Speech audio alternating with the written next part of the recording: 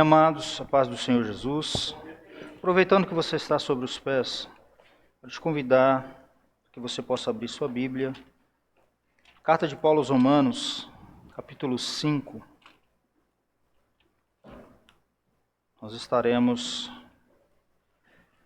lendo apenas o verso de número 10. Melhor, de número 9.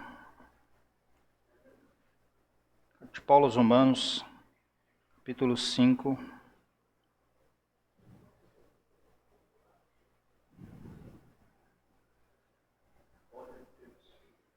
Verso 9.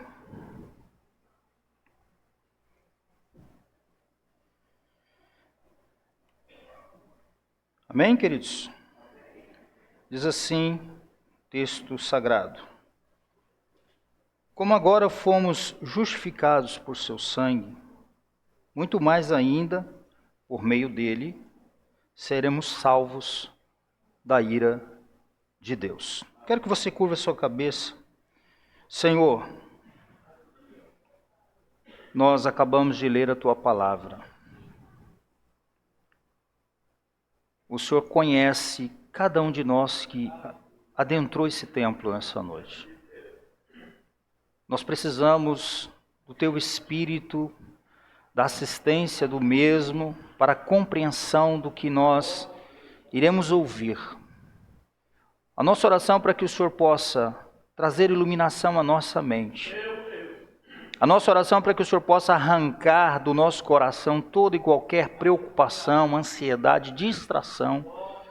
Como também nós oramos e pedimos ao Senhor para que o Senhor arranque dos nossos ouvidos todo comichão, tudo aquilo que impede-nos de compreendermos a sua santa palavra.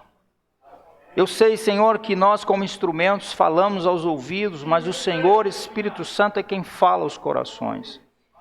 Assim como tenho orado durante essa semana, como orei nessa tarde, Senhor, ao estudar esse texto, ao estudar a palavra, ó Deus, eu volto a pedir para que o Senhor possa inclinar o nosso coração para ser subserviente à sua vontade e aquilo que o Senhor irá falar conosco nessa noite. Fique conosco. Essa é a nossa oração. Ó Deus, assim oramos em nome de Jesus. Amém. Podeis assentar, queridos?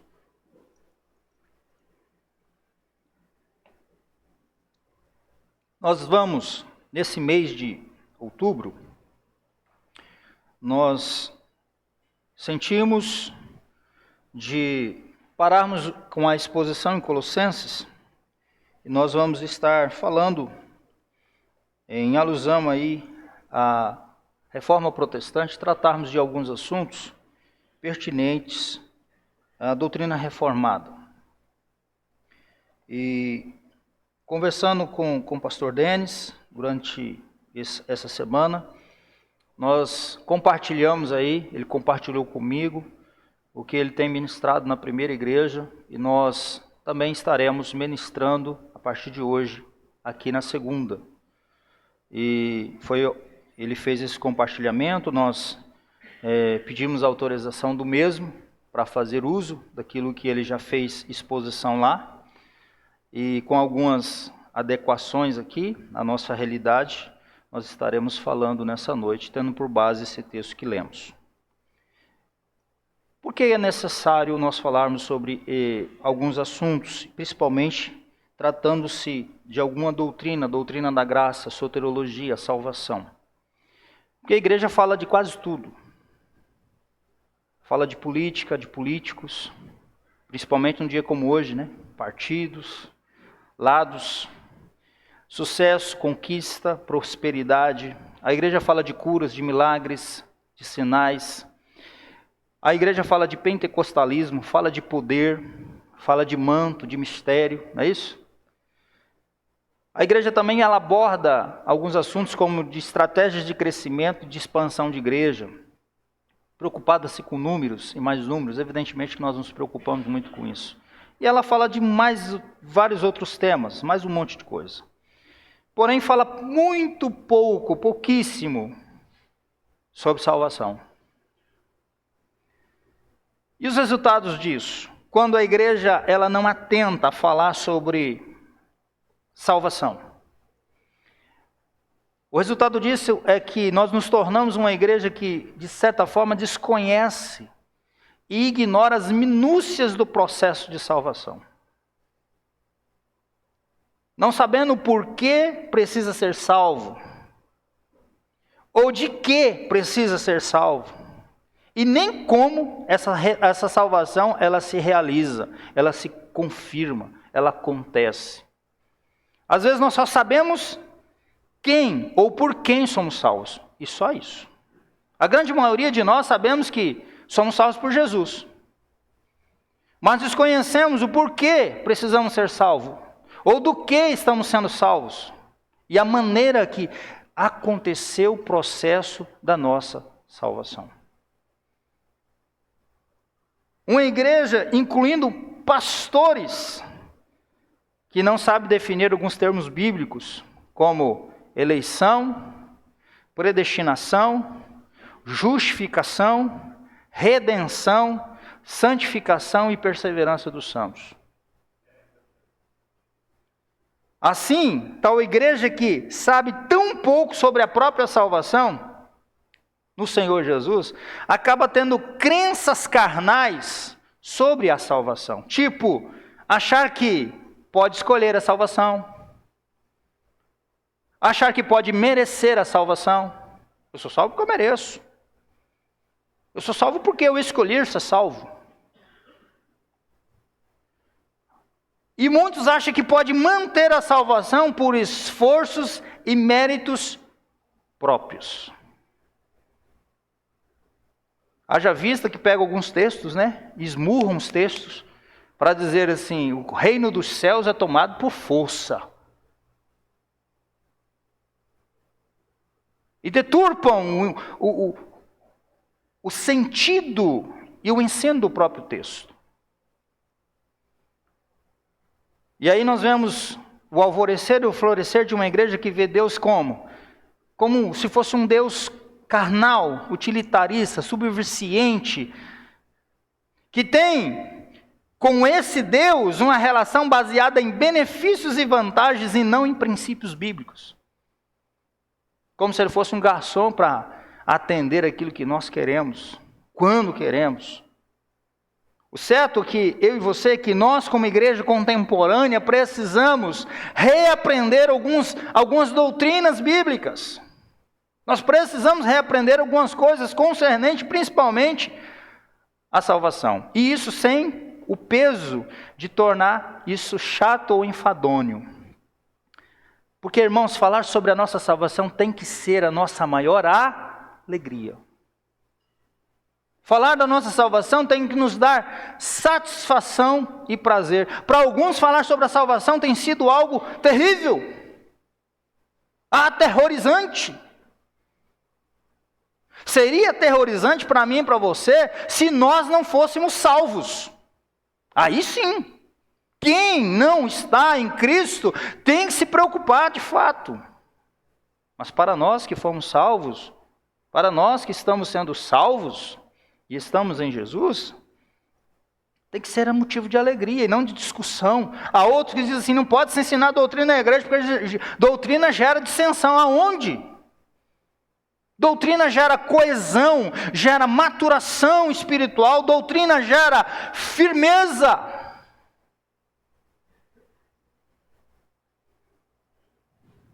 E é isso que nós vamos fazer a partir de hoje. Nós vamos começar a falar sobre a nossa maior alegria, a nossa salvação.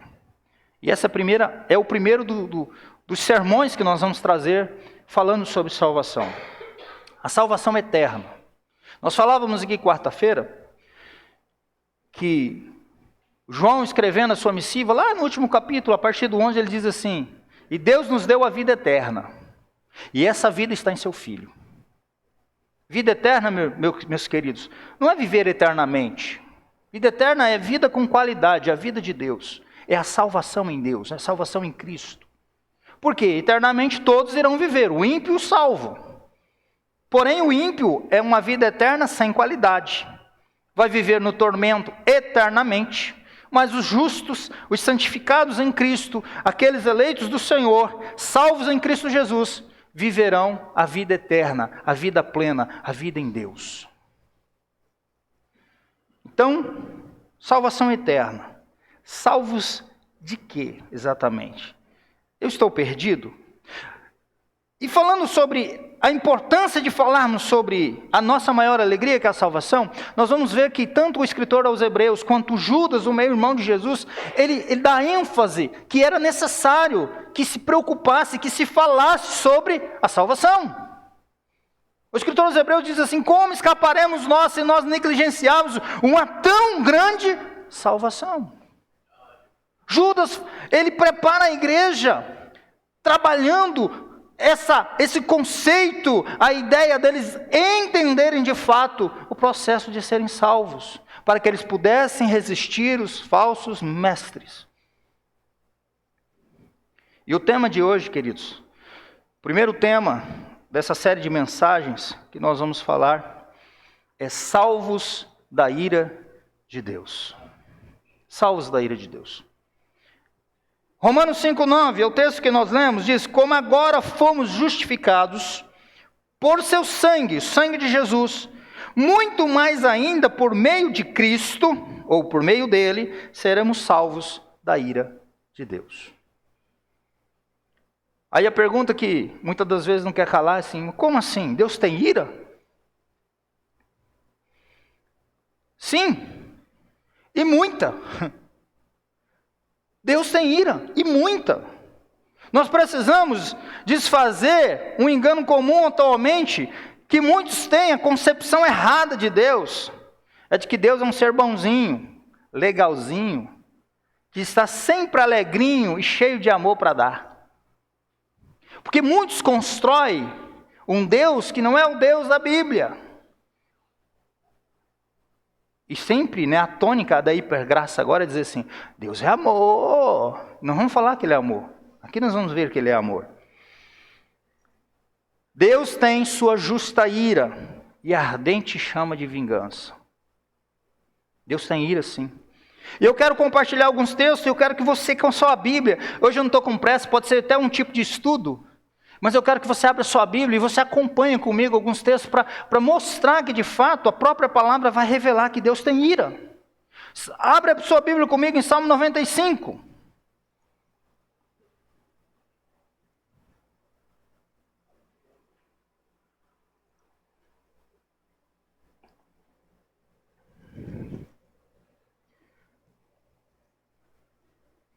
Salmo 95, do verso 8 ao 11, que diz assim: não endureça o coração como em Meribá, como aquele dia em Massá no deserto, onde os seus antepassados me tentaram, pondo-me à prova, apesar de terem visto o que eu fiz.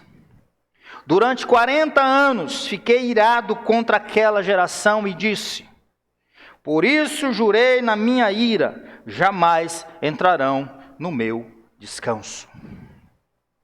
A palavra de Deus mostra que Ele tem ira, e que de fato Ele está irado. A realidade é essa: Deus tem sua justa ira e tem grande abundância. E um dos termos usados para dar dimensão no tamanho dessa ira é lagar, como em Apocalipse 14, verso 19. Eu quero ler com você alguns textos nessa noite, para que nós entendamos. Apocalipse 14, 19, que vai dizer assim: e o anjo passou a foice pela terra, ajuntou as uvas e as lançou no grande lagar da ira de Deus.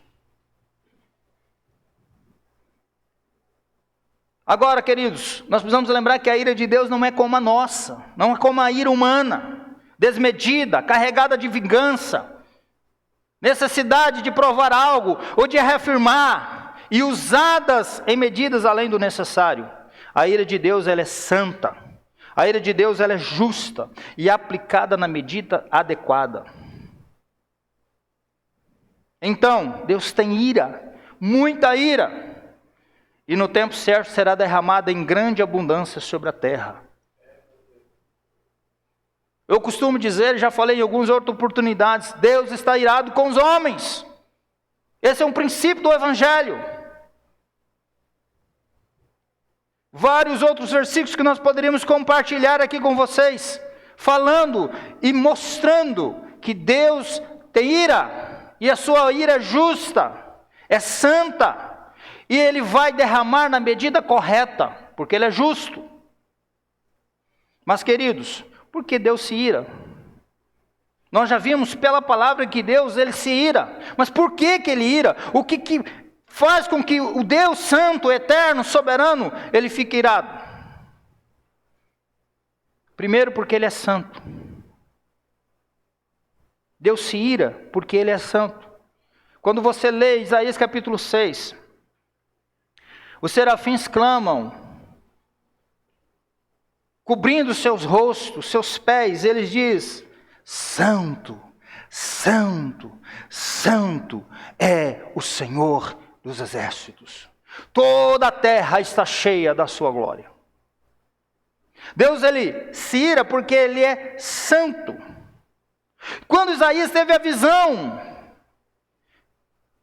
ele teve a impressão que vai morrer, que ele ia ser consumido.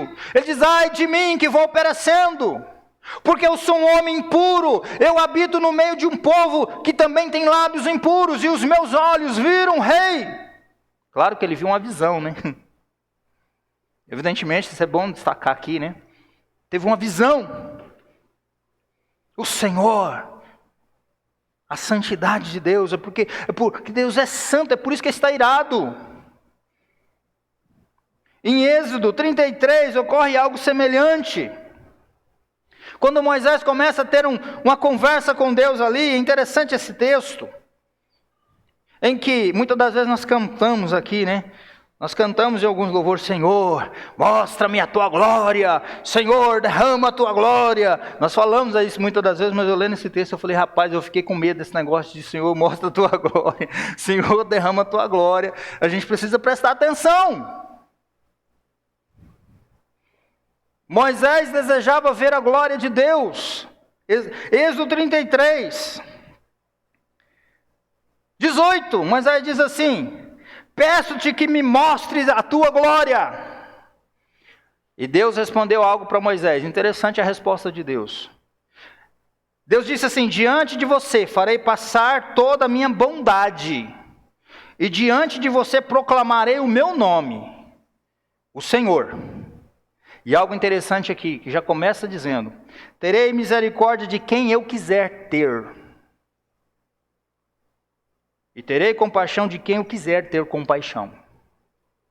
Está entendendo aqui já? Já no Antigo Testamento, como que é o negócio?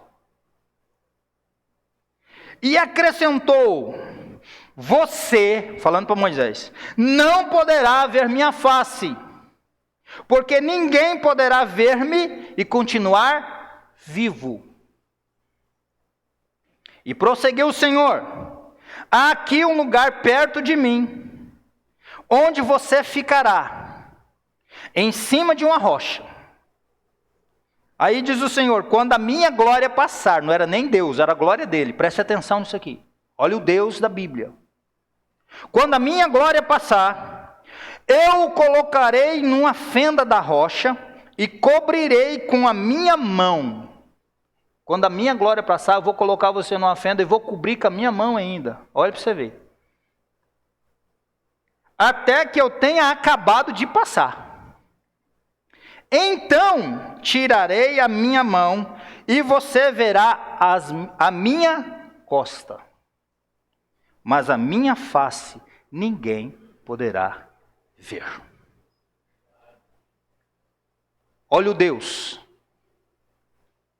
Criador de todas as coisas. O Deus está irado com os homens. Olha a grandeza desse Deus. Cuidado em cantar: mostra-me a tua glória. Da agora para frente, louvor que vem com mostra a tua glória, tiraremos todos, Senhor, Senhor. Eu vi o Heber Campos falar sobre isso, e aí eu falei: rapaz, tem razão. Fui ler o texto, falei: Jesus, não era nem Deus passando, era a glória dele. Olha o que ele fez para Moisés, nem consegui ver.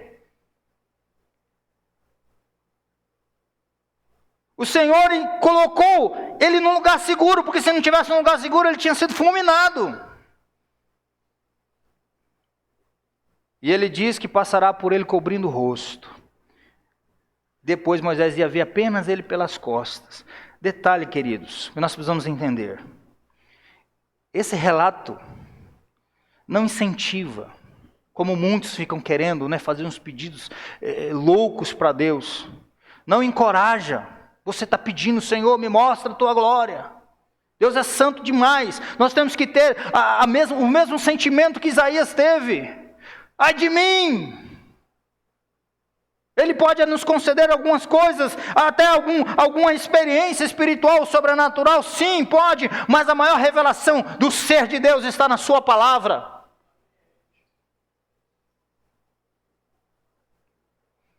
Esse texto não encoraja a gente a fazer esse tipo de loucura como Moisés fez, mas eu acho que fez numa simplicidade. Senhor, me mostra a tua glória.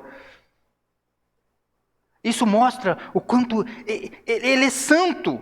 A santidade de Deus não é para se especular, não é para o entretenimento humano, e sim para ser temida, respeitada e glorificada.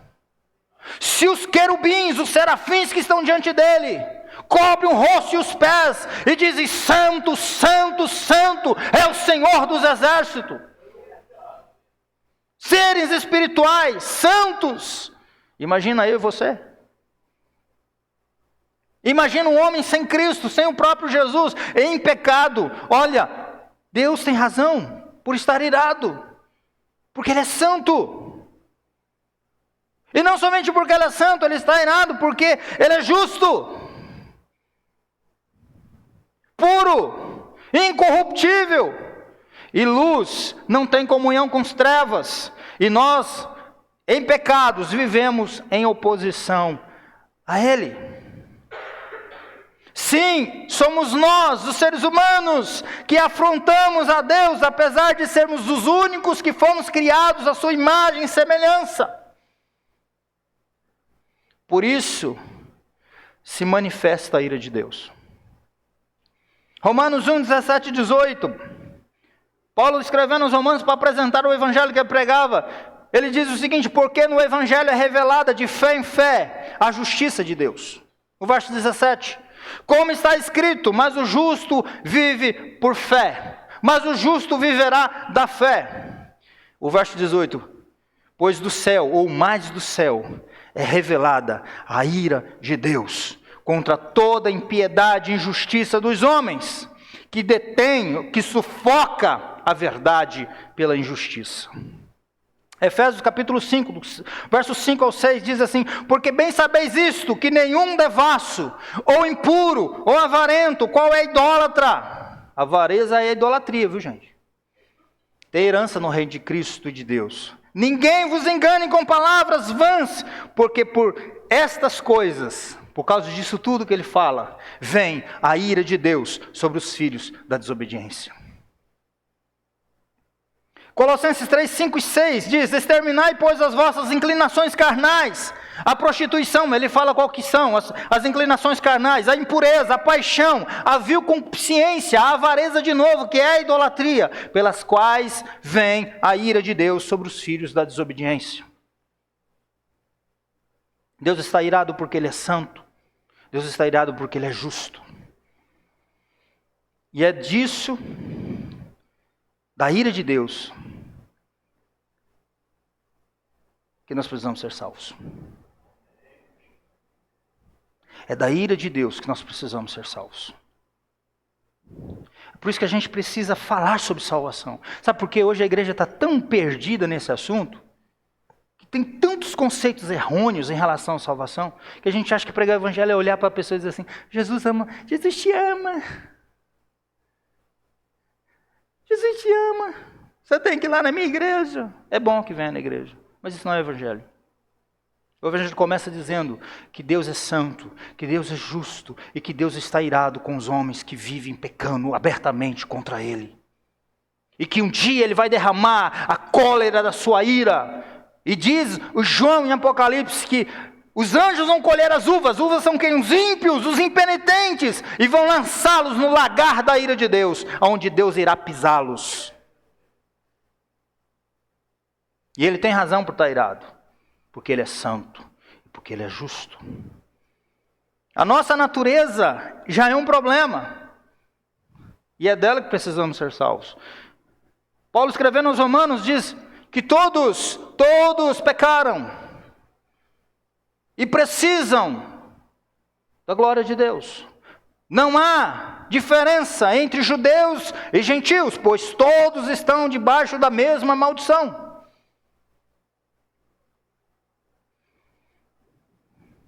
Em Adão nós todos tornamos pecadores, porque aquele que nos representava federalmente diante de Deus, ele peca, e logo assim nós fomos maculados e fomos corrompidos. Colossenses 3,5 ensina que devemos fazer morrer a nossa natureza terrena.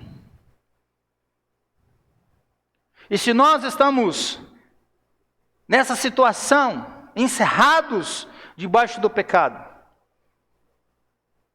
nós precisamos entender uma coisa: o caráter de Deus. Como eu disse, Ele é santo. Porque Ele é santo, Ele não pode aceitar aquilo que é errado. Deus não aceita aquilo que é pecado. Muitos, sem a compreensão correta acerca do caráter de Deus, vivem e abusam da longanimidade e da benignidade de Deus. Ele é santo, e por Ele ser justo, Ele vai cobrar dos impenitentes pelos seus pecados. Mas existe uma outra característica do caráter de Deus, que além de ser santo e justo, Ele também é amor.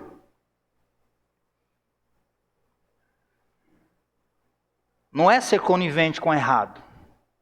Não é ser tolerante com aquilo que é errado. O amor consiste que Ele, por ser santo e justo, e vai cobrar e derramar a sua ira sobre todos os que cometem impiedade, Ele resolve salvar alguns da sua ira. Nisso consiste o amor de Deus. Não é igual essa galerinha do que diz ou não me diz aí, que fica falando aí. Deus é amor. Não fica uma galerinha aí, de toda a letra do alfabeto, dizendo que Deus é amor e por isso que Ele tolera tudo quanto é diversidade? Mentira. No que consiste o amor de Deus? Consiste o amor de Deus no seguinte: Ele é santo e justo. Ele não coaduna com o pecado, e Ele vai cobrar. Ele vai derramar a sua ira. Alguns já estão debaixo de juízo, conforme Paulo diz em Romanos 1, a partir do 18. Quando você vê essa crescente aí, que a gente está assustado de ver, essa galerinha de todas as letras aí, já está debaixo de juízo. É só ler Romanos 1. Isso já é juízo de Deus sobre eles. Deus já está entregando muitos aos seus próprios desejos. Parcialmente já estão recebendo a justa retribuição pelos seus erros. Mas como Ele é amor, significa que Ele, por ser amor, Ele escolhe salvar alguns da sua ira. Mas não é de qualquer jeito, não. Ele poderia simplesmente dizer assim, para aqueles a quem Ele escolheu: você está perdoado. Eu te recebo como meu filho. Ele pode, Ele é Deus, Ele é soberano. E não tem que ninguém ficar... O problema é que a galera hoje ainda fica arrumando desculpa, indagando. Deus é injusto. Olha, Deus é injusto. Aí eu pergunto: quem é tu, filho do homem, para falar um trem desse para um Deus que disse que o Moisés não podia nem ver a glória dele? E a gente quer falar que Deus é injusto. Não, se Deus fez isso, Deus é injusto. Paulo vai falar com uns judeus lá, dizendo assim: olha, antes que os gêmeos nascessem, para que se cumprisse o que era pela eleição viesse a acontecer, eu escolhi amar Jacó e aborrecer Esaú. Quem é que toma a decisão de fazer isso? Deus. Ele está irado? Sim. Por quê? Porque Ele é santo, porque Ele é justo. Mas Ele é amor. O que significa? Alguém vai ter que pagar pelos crimes dos criminosos. A gente fica achando assim, a gente escuta muito essas musiquinhas gospel do século 21. Você é um espelho. Se você não tiver na sua playlist, dê um glória a Deus. Que reflete a imagem do Senhor.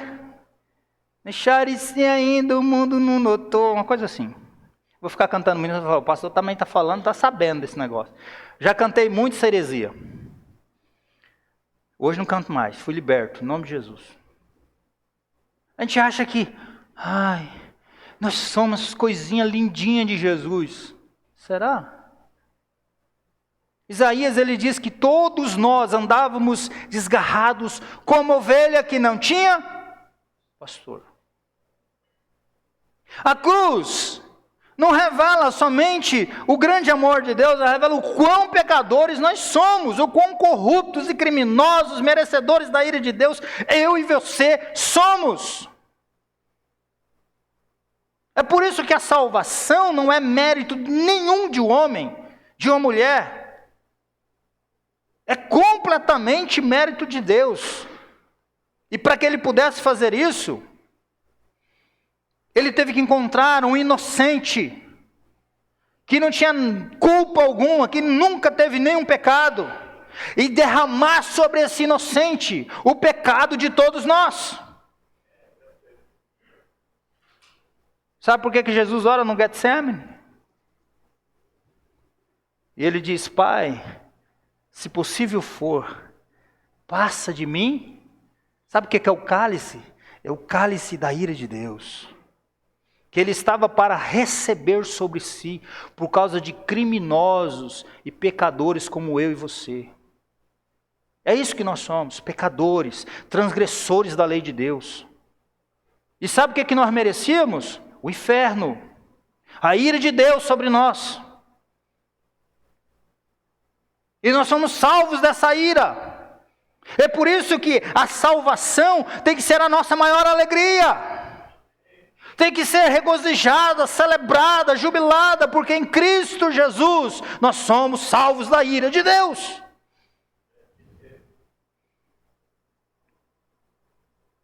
O homem sem Cristo, diz-nos o evangelista João, aquele que não crê em Cristo Jesus, sobre ele permanece a ira de Deus. Todos nós estávamos em um certo momento sobre a ira. Todos nós. Mas um dia, nós ouvimos o evangelho. Está vendo, pastor? Foi eu que escolhi. Não, não foi você não. Você entendeu o evangelho porque o Espírito Santo veio sobre você. E entrou lá no seu coração. E te colocou um coração de carne, um coração novo. Ele regenerou você, você estava morto e agora você vive. E aí você entendeu, você reconheceu os seus pecados e você disse: Senhor, me arrependo dos meus pecados. Eu quero, Senhor, viver para Ti. E o Espírito Santo vem sobre você, recebe o dom do Espírito. Você crê no Evangelho e você é salvo para a glória do nome do Senhor. Mas em algum momento da nossa caminhada, nós vivemos também debaixo dessa ira. Mas no tempo determinado por Deus, decretado por Deus, nós ouvimos o Evangelho, pela fé do Evangelho que ouvimos, a palavra que ouvimos, nós fomos salvos. E estamos sendo salvos.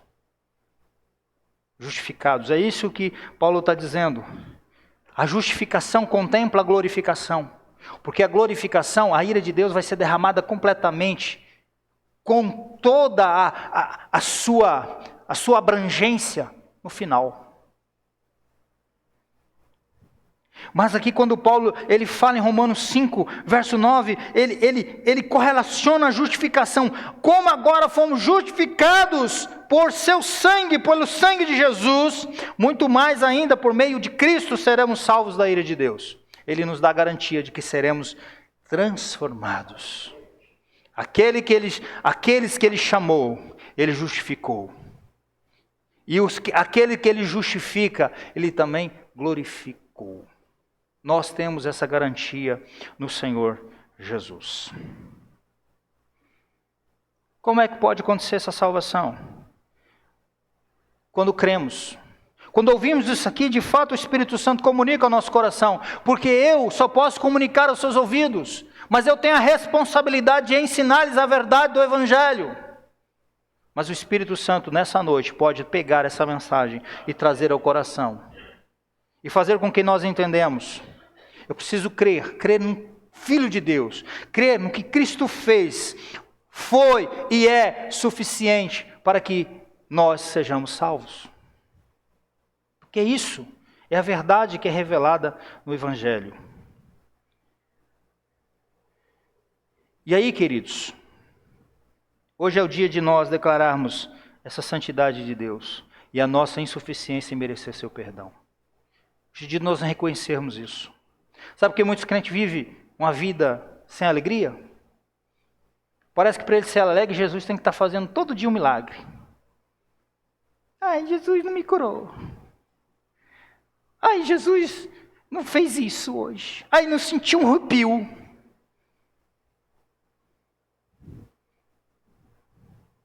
A nossa alegria tem que ser constante o seguinte: sabe o que nós merecemos? Ira de Deus.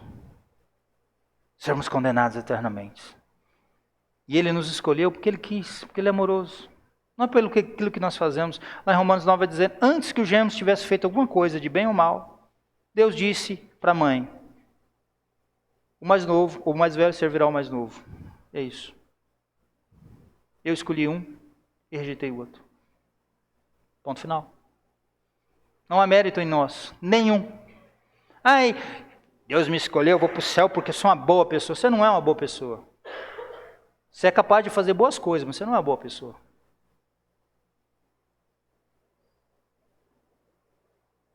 Nem quem dorme com você sabe quem tu é de verdade.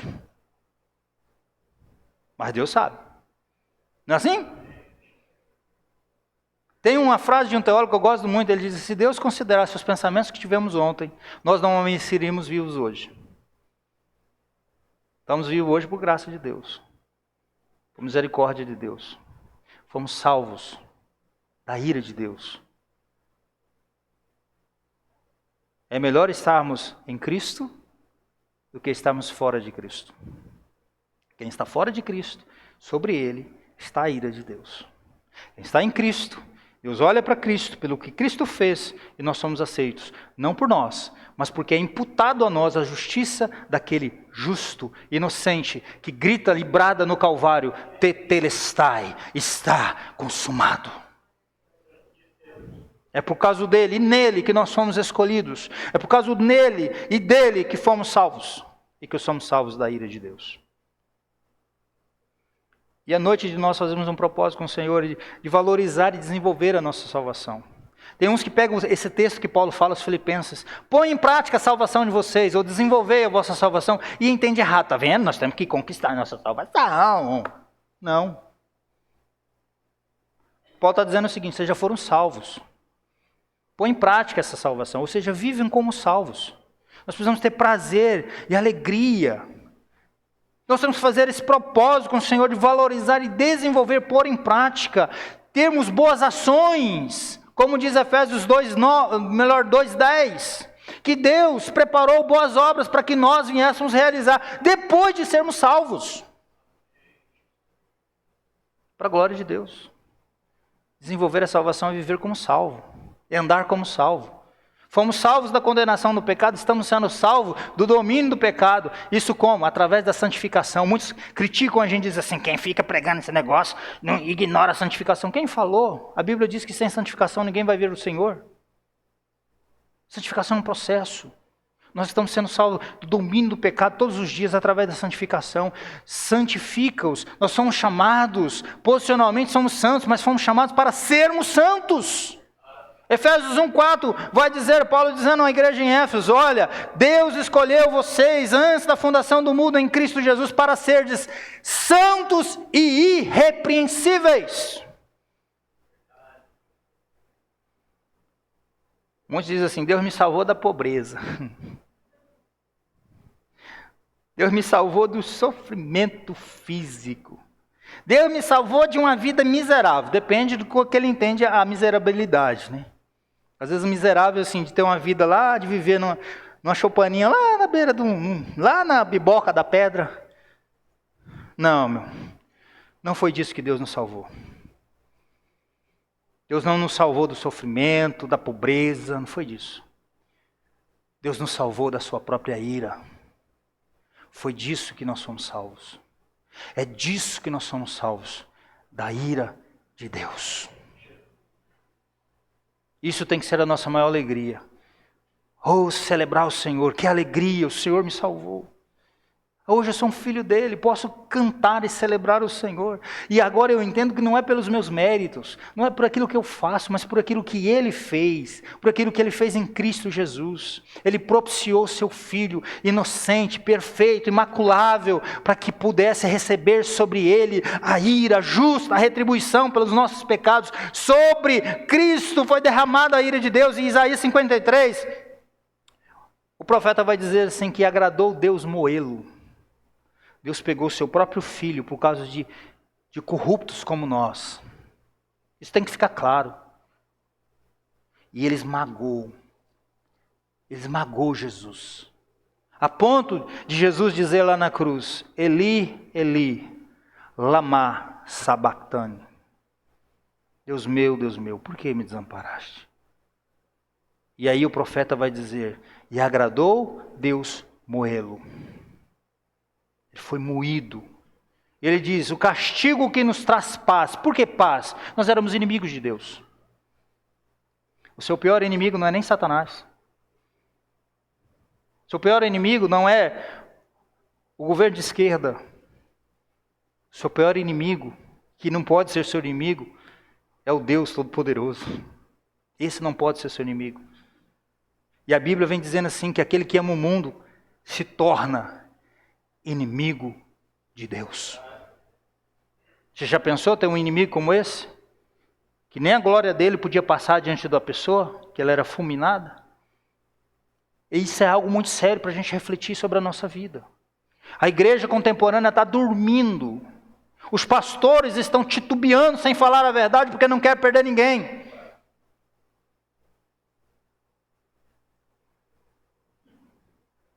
E eu falo isso com temor no meu coração, sou melhor do que ninguém. Mas quando o Senhor me chamou, e eu uma vez questionei com Deus, eu disse, Senhor, por que o Senhor me dá só palavra difícil? É tão bom pregar e ficar massageando o ego das pessoas, né? Dizer, oh, isso é uma coisinha linda de Jesus. Olha, hoje é dia da sua vitória. O Senhor falou, não, eu te chamei para ser diferente. E o meu compromisso é com você. E diz, ai de você se você não cumprir com isso. Sabe, em outras palavras, dizer assim, não pisa fora da faixa não que eu vou pegar você. Eu não estou aqui para agradar ninguém, a não ser aquele que me chamou, aquele que me resgatou. Eu era um perdido, um dos piores pecadores, um dos principais pecadores, mas ele me amou, olhou para mim, disse, com todas as coisas horríveis que você é e que você fez, eu escolhi salvar você. E me fez assentar nos lugares celestiais, como Ele fez com vocês, como Ele fez conosco, com a igreja, com seus remidos. E nós precisamos celebrar isso, encarar isso com seriedade, viver isso na íntegra todos os dias, agradecer o Senhor, chorando, gemendo, ou em cima, triunfando e celebrando, mas Ele é fiel, Ele está conosco todos os dias. E nós precisamos entender isso, fomos salvos dessa ira de Deus. E não é uma ira injusta, é uma ira justa. E Deus, Ele nos salvou da sua ira. Ele nos salvou do inferno, da perdição eterna. Por isso que nós temos que celebrar e dizer ao Senhor o quanto nós o glorificamos. Eu quero cantar um louvor que chama-se Bondade de Deus. Eu quero te convidar a ficar em pé e logo após nós estaremos orando. Se você puder ficar em pé, se você não puder, não tem problema. Mas sabe, esse louvor, ele retrata isso. E é um momento que você tem para refletir sobre tudo que nós falamos. Porque muitas das vezes nós achamos que nós somos merecedores de alguma coisa. Muitas vezes nós achamos que nós somos bonzinhos. Não, eu tenho algum mérito nisso aqui. Já pensou? Não, gente, nós não temos. Nenhum. Nós podemos até, depois com o Espírito Santo, fazermos algumas coisas boas. Mas não é por isso que somos salvos. Nós fazemos porque fomos salvos. Nós fazemos porque o Espírito Santo nos capacita. E nós temos que entender isso. Se você até hoje não tinha essa compreensão, esse é o primeiro sermão de outros que nós iremos falar sobre salvação. Entenda que, por isso que nós temos que pregar sobre a salvação. Por que precisamos ser salvos? Do que? Precisamos ser salvos porque nós estamos sobre a ira de Deus. E precisamos ser salvos dessa ira. E entendendo que fomos salvos já em Cristo Jesus, nós temos que nos regozijar e sermos alegres todos os dias, gratos ao Senhor por tão grande salvação que Ele tem realizado por mim e por você.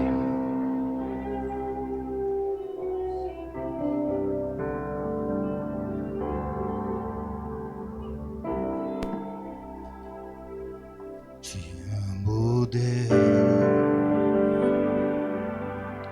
tua graça nunca falha. Todos os dias eu estou em tuas mãos. Desde quando me levanto até eu me deitar, eu cantarei da bondade de Deus.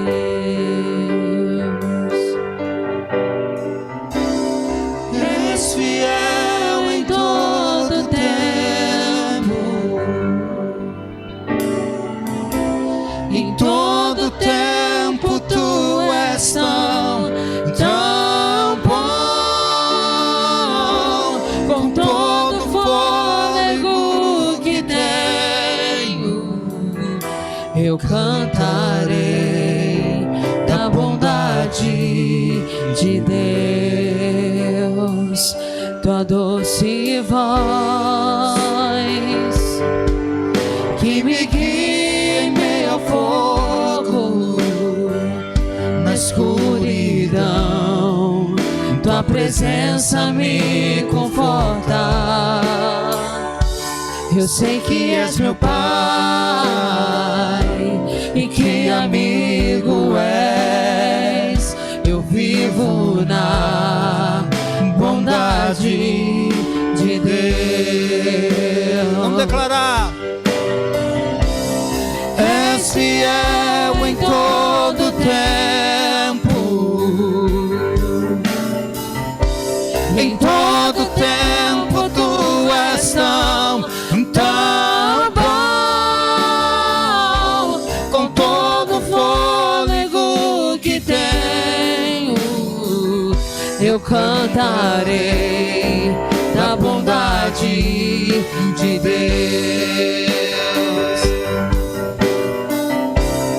És fiel em todo tempo, em todo tempo tu és tão bom, com todo fôlego que tenho, eu cantarei da bondade de Deus. Tua bondade me seguirá, Senhor. Tua bondade me seguirá, Senhor. Eu me rendo a ti, te dou o meu ser, entrego tudo a ti. Tua bondade me seguirá, Senhor. Tua bondade me seguirá, Senhor. Tua bondade me seguirá, Senhor. Eu me rendo a ti, te dou o meu ser, entrego tudo a ti. Tua bondade me seguirá, Senhor. És fiel em todo tempo, em todo Tu és tão, tão bom, com todo o fôlego que tenho, eu cantarei da bondade de Deus. Eu cantarei da bondade de Deus. Senhor, Tu és gracioso sobre nós. Tu és o único digno de toda honra, de toda glória e de todo louvor. Ó Deus, o apóstolo Paulo, na sua carta aos Romanos, em sua doxologia, Senhor, compreendendo essa graça, essa bondade do Senhor, ele diz: ó, com profundidade das riquezas e da sabedoria e do conhecimento de Deus. E ele exalta essa grandeza que é o plano redentivo, a salvação. E nós entendemos que é por Senhor, é para o Senhor a toda a honra, toda a glória, todo o louvor, Senhor, porque a salvação pertence ao Senhor, a salvação é mérito do Senhor, e nós só somos, ó Deus, apenas aqueles que fomos beneficiados por tão grande salvação. Ó Deus, que esta igreja, todos nós que aqui estamos, possamos compreender claramente. Por isso orei para que o Teu Espírito Santo possa inclinar o nosso coração para compreendermos isso.